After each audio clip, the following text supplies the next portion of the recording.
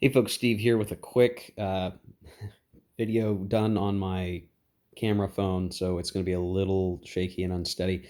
I just want to show where we're at. As I'm recording this video, my recording of turn 3 of Storm in the West is being uploaded to YouTube, and I will make sure that that is published before this video goes up. But I did want to call out here that essentially as everyone was saying in the comments, and as I was beginning to realize around turn 2, that my setup early in the game was just very, very bad as the Germans, so much so that the game is totally thrown off. And what I ended up doing was playing through turns 4, 5, 6, 7, and 8 to get to turn 9 just to see kind of what was happening. And for sure, I mean, uh, things were going to be bad for the Germans. And what's funny, as I realize, is that if I'm not talking about the game and I'm just playing, the game actually plays really fast, at least because of what I had set up here. And, there's no use attacking down here. Not a good idea. So where it was hot and heavy, I mean, it only took a couple of minutes each turn because it was like, well, where can I attack? Where can I attack? Do I retreat? What am I doing?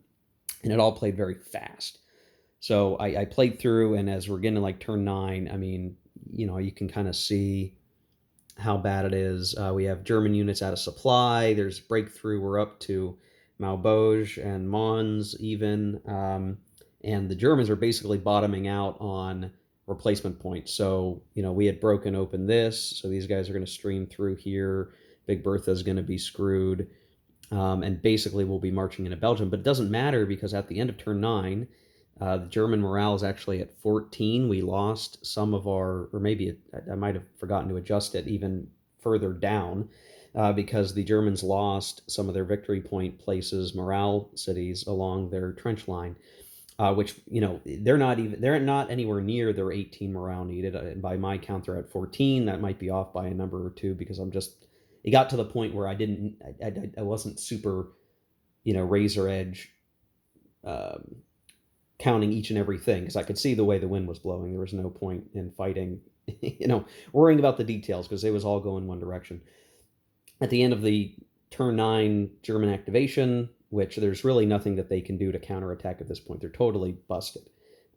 They lose the game automatically. So we could say this first playthrough up through turn 9, the Germans lost. But we knew the Germans were going to lose by the end of turn 2, getting into turn 3. I mean, it was clear the Germans, just because I set up poorly and they were bleeding too many guys too early and I didn't have enough concentration of force. Basically, a bunch of wasted units down here that could have been up helping.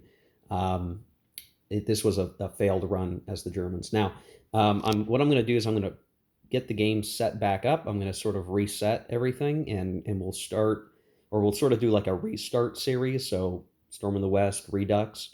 And I will set up differently as the Germans, and maybe we'll try for the same sort of strategy of seizing this territory up here. But again, concentrating our forces, leaving the line thinner down here so that we can actually make the ground that we need. So I want to warn folks that the other videos, the earlier turns, are, well, I think they serve as a great example of not, of what to not do. Probably not a good example of the game. And we should, I'll say, if you're really interested in seeing the potential for the game, wait for the Redux videos, which will be coming because I fouled up. I just played very, very poorly. I did not. It's something I guess you would learn very quickly. So the game plays very fast, like I said. So for me, it's not a big deal to go, okay, let me restart because there's not that many pieces. The game plays very quickly. We should be able to rocket our way through turns when I get the Redux going. It might take me a couple of days to kind of get organized to do that recording, but that's where we're at. So yeah, I hope you enjoyed the video so far. I appreciate people commenting and pointing out. I think I played the rules fine. I might have missed a couple of things. This Italian unit shouldn't have been on the board at all because he's for turn 4 reinforcement. There might have been a couple of things I forgot as I went, but I think I played the rules pretty well to how they're meant to be played. I just didn't set up in a good way. Yeah, I just didn't realize the importance of that setup.